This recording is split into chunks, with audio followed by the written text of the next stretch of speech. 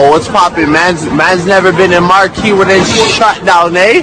Trust me, daddy. Yo, what's good? It's man like Chris, and today we've got a different type of video. We'll be going international. Well, I say that, it's Edinburgh to London, so it's basically the international equivalent of driving to your local corner shop. Like in the grand scheme of things, it's not really that much of a travel. We're going down there for a very special occasion. We're going to be seeing not one, not two, but 3 separate nights of Drake. Like this weekend, I am honestly going to be a different beast when it comes to D-riding Drake. I'm going to be like DJ Academics in his prime.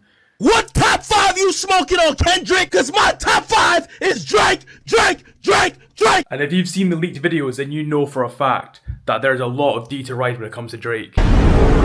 Just stay quiet. It's not even 10 o'clock on a weekday morning and I'm talking shit like this. And to the Greta Thunberg eco-warriors that are inevitably going to come after me for taking the plane instead of taking the train or whatever, saying, oh, you could have saved 7.5 trees if you'd taken the train instead. First of all, whether I like it or not, whether you like it or not, that plane's taking off and I'd much rather be on it than not on it, okay? Because firstly, saving a lot of time, you know, instead of 6 hours on the train, I'm spending an hour and a half on a flight getting there just about in the same day rather than spending the whole day planning out and traveling down there. That's me saving my most valuable currency there, my time, and also I'm saving my second most valuable currency, which is my money, because apparently the guys that decide the train line tickets nowadays were full-time criminals before, and that's their CV of job experience, because tell me why I'm spending £200 just for a one-way ticket down to London's King Cross. It doesn't make any sense. $50 million? And who you think you kidnapped, Chelsea Clinton? A few inches later.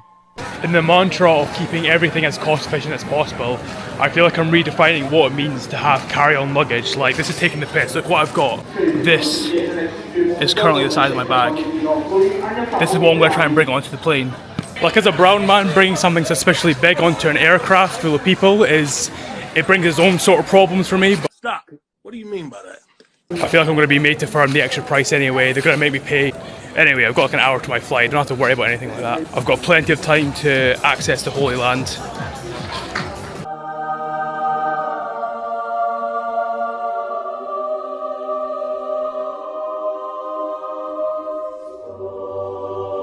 Okay, turns out the whole population of the airport is in fact in spoons. Well, you just knew that was going to happen! Little baby, I'm so in love with you. Right boys, we've landed here. Not exactly in London yet, we're in Luton, so the next course of action is try and get the fuck out of here as quick as possible. Like, obviously, no mean to disrespect the town of Luton and everything like that, because at the end of the day, people do have to live there.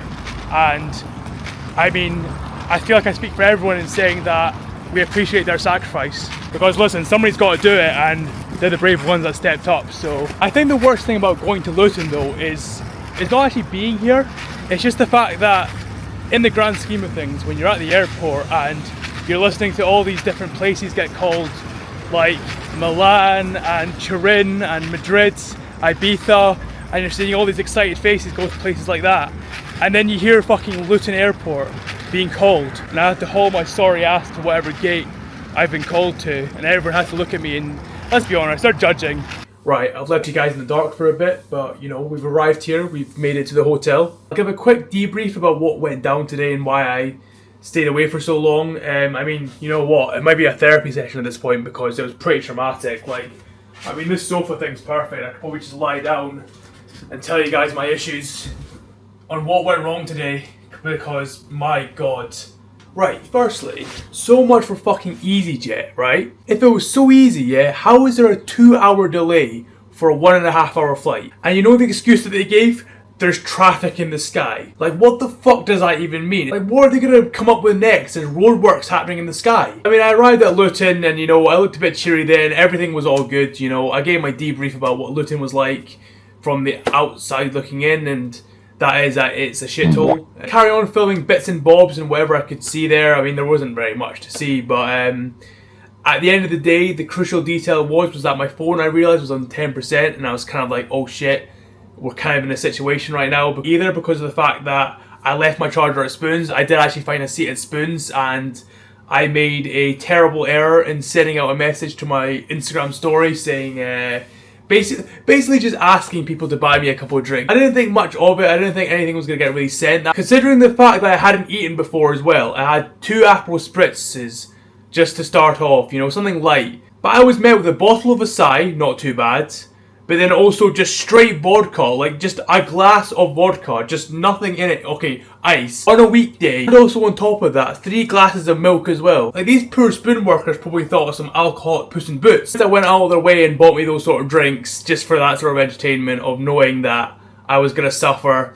Cheers for that, lads. I don't know what exactly didn't agree with my stomach. It might have just been the mixture of the milk, Acai, vodka all fighting for their lives down there. Corrosive, explosive, just not good for my guts, my digestive system. I could just feel something was brewing. Like throughout the entire flight I was battling demons. But luckily, as you can see, I found a portable charger.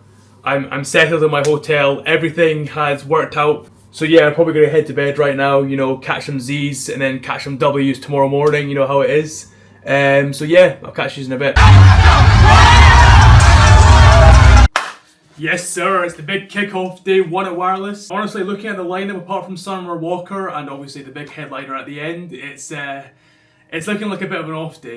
Who the fuck is that guy? But maybe it's a knee-jerk reaction, maybe there's people in the comments that know who these people are and they'll be underrated gems because I'm not too familiar with the R&B scene, but I looked at the comments and there were motherfuckers just as confused as me, so at least I don't feel like the odd one out when I'm going to be in there. Like the only reason why I know it's even an R&B night is because of the fact that Party Next Door is going to be there and Summer Walker. Because the rest of these guys, they could be grime artists, anything else, like I'd have no clue. All 3 days are kind of just like, they've almost hinged on the fact that they've got Drake for these 3 nights and they blew their budget at the start just trying to get him to come here in the first place. Maybe they'd hope they'd make some money in ticket sales to try and persuade other people to come and join in. I think that's why they announced the lineup so late. They wanted to wait as long as possible, knowing the set list of artists that they've got. And we're like, right, okay, if we just delay this as long as possible, people can book their hotels in London and everything like that, get to a point where it's almost impossible to sell a ticket, just so they know that they've definitely got the money, 1, to pay Drake in the first place, and 2, they probably knew that if they dropped this sort of lineup back in like April, May, people would be in their thousands trying to resell their tickets. Anyway, I'm probably going to leave my camera here in the hotel, mainly because I don't look like a fucking nerd just sticking my camera about in everybody's business at the event. And also, I'm not too familiar with YouTube's copyright laws, so I don't want to get hit with this massive ban hammer just because of the fact that I filmed some live music somewhere, so. But you know what, in the meantime, I'll give you guys a hotel room tour. I mean, I'm guessing if you've been in a hotel room before, it looks pretty much the same. They're all generic, but this is what I've got. So I mean, first we've got the bathroom. Nothing too much really to say in here, it's just your usual shit. Actually, fun fact, I didn't have a toothbrush the first night, so I had to go old school and kinky and basically just finger bang my mouth with toothpaste. That was a load of fun, I'll tell you that much. The bag, that's completely empty because all my clothes are over there. And I've got all my other shit just hanging about here, just on this desk. I'll sort it out in a minute. I'm gonna have to get ready and sort of to like go meet my mate. And just now, this is what it's looking like. It's a bit of a fucking mess, but yeah, again, we'll sort it. That were the Palm Bears that I bought last night because, listen, right, don't judge me. I went through a whole pack. It was a very stress-filled evening for me, as you may know now. We've got the cup chair, you know. Every hotel room has one. It's always good to see it there. We'll hopefully maybe get to use it at some point on this trip. We'll have to wait and see. We've got the bed, which I wasn't going to make, but I remembered that one comment from my last video. So just so that guy knows, he's inspired me to actually go make my bed. I really appreciate that. And over here we have this sofa thing, I guess. I mean, it's basically just a therapist couch now at this point. I'll probably be needing to use this practically every night on this trip. And then over here we've actually got a little bit of a twist. We've got a cuck stool as well. In case I want to bring a friend along for my cuckery, then we've got that there. And out here we have the view that I've grinded for. Look at this. We get a nice, good view of the car park. Look at that.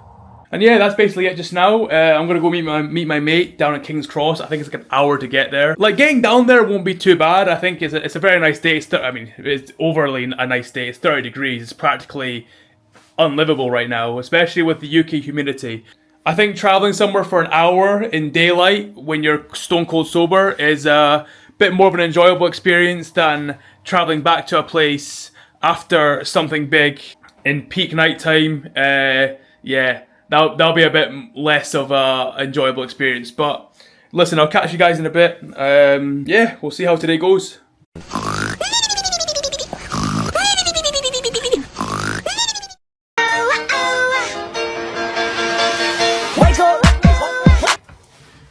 I'm so glad I designated this as a therapist seat. Oh my god, I need it. Even though it's the next day, I've not slept enough. It's too much for me. Oh man. On a real though, I should probably get up, so I'll probably end up falling asleep if I lie there for too long. I knew my problem would be getting home. Like, obviously getting there and everything's going to be fine again today, but it's the whole getting home part which is an absolute mission. I mean, it's just come to expect it, you know, like 50,000 people in one venue trying to get out the same exit going towards the same direction.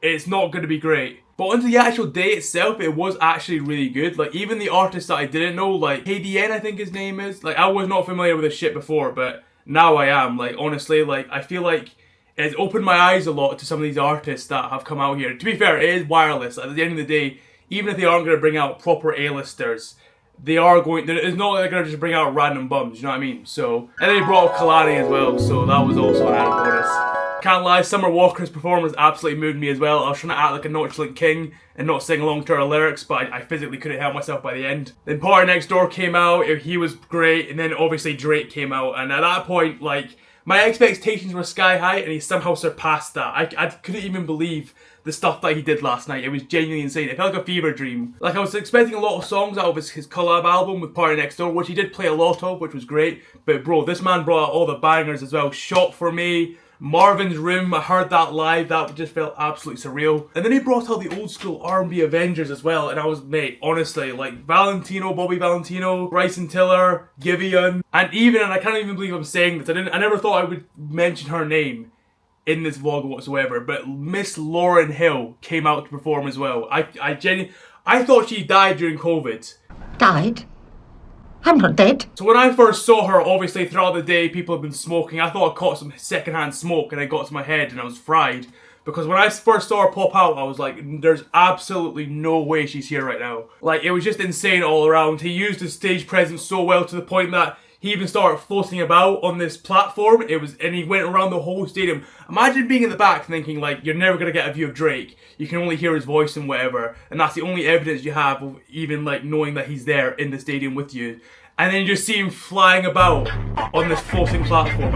It was insane. The only problem I have with that show, or the critique, is the fact that, like, how is he actually going to top that within the next 2 nights? I mean, I guess I have to go back and find out, but, I mean, once again, getting home was an absolute mess. Like, I've got an hour to get home in terms of actually even getting on the tube, but getting there in the first place, like, you're just stuck in this line that's got a higher population density than fucking Bangladesh. But listen, that's for 12 hours down the line, Chris, to figure out, but for now, we're going back at it. Day 2, baby. Look what you've done, 'cause baby now we got bad blood. Hey! Oh my god, I can't believe it. Yeah, he actually did it. He actually went out there and performed even better and put on an even better spectacle than he did on the first night. Once again, this man was bringing an all-star cast out that fit the vibe of the night, you know. This man had my chronically single ass screaming fuck my ex. He brought out Lato, and I'm a grown man calling this girl Big Mama. He had Sexy Red coming out asking me to shake my ass for Drake, and trust me, I obliged greatly. Jeez Louise, man. Imagine telling somebody who sold their ticket on one of the days or throughout the whole festival after looking at the lineup because they thought it was dead, that Drake somehow brought all these people out, you know. Yeet, Skepta, obviously he was with the BBK crew anyway, but he came out separately with Drake as well. Dave, Sench, fucking Vanessa Carlton was there as well. I don't know how the hell he managed to do that. Like, I can just imagine this man was looking through his phone book, bored as hell one day, saw Vanessa Carlton and thought, you know what, I'll ring her up, ask her if she's free on a Saturday to come out to Wireless, and there she was, performing 1,000 miles in front of 50,000 people. I would say it would be a bold move because of the vibe of the crowds and everything like that, and the acts that were beforehand, like Lancey Fox and then the BBK crew, as I mentioned earlier. But I mean, listen, anybody, no matter who they are, what gender, race, religion, everybody's got time for 1,000 miles. Speaking more in the crowd, like you were gonna expect it. It was gonna be a bit more of an intense crowd than the night before, which is R&B. It's more soothing melodies. Luckily tonight, I reckon I'll be toned back today because it's more of an Afrobeat sort of pop vibe. You know, Burna Boy's performing, that'll be great. And that's good for somebody like me as well because I've been to two Rolling Louds. You know, I feel like I am a veteran of the game, but at the same time also a bit of an unk. I'm low-key washed in this sort of area. So for my sake especially, I'm hoping for a more chill night in terms of the fact that there won't be too much going on in the crowd.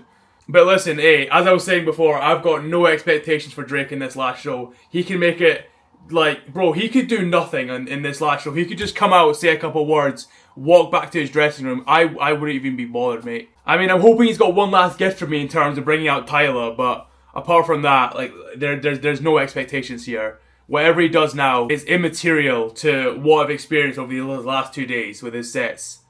Well, there we have it. That is 3 nights, £400, not including accommodation, travel there and back from London and everything like that, and still the travel that I've got to do from Barking back to Luton Airport to fly home tomorrow. Very costly, but overall the experience that I've got out of it has been priceless, genuinely. Hold my hands up and say I absolutely fucked up at the start, from the very get-go. I had plenty of time. I was totally prepared, I was ready to go. I even brought my power bank. The one problem is with when I brought my power bank, I took it without the fucking cable. They actually need to charge it. Oh, well done. I basically just had this useless black box in my bum bag for the whole day. And my phone wasn't totally charged either because I spent the last night watching YouTube videos till I fell asleep. You know, just the standard stuff I do at home anyway. Basically, I had to be ultra conservative with my phone battery and picking and choosing more or less what I record until the man himself came on. There wasn't much I could have recorded anyway because, listen, you know what? When it comes to Jamaica, I just want to get it out there. I'm not going to go into one of them I'm not racist sort of things, but I love Jamaica in terms of its, bro, I love the jerk chicken, I love Usain Bolt, I love Chris Gale. It's nice, so hopefully we win this game and we can have a drink after. Don't blush, baby. I'm not blushing. Dance hall, all that is completely just out of my area of expertise. Thing is with Jamaicans though, is like they bring the energy no matter what, so it was pretty easy to get into it and get in with the vibes.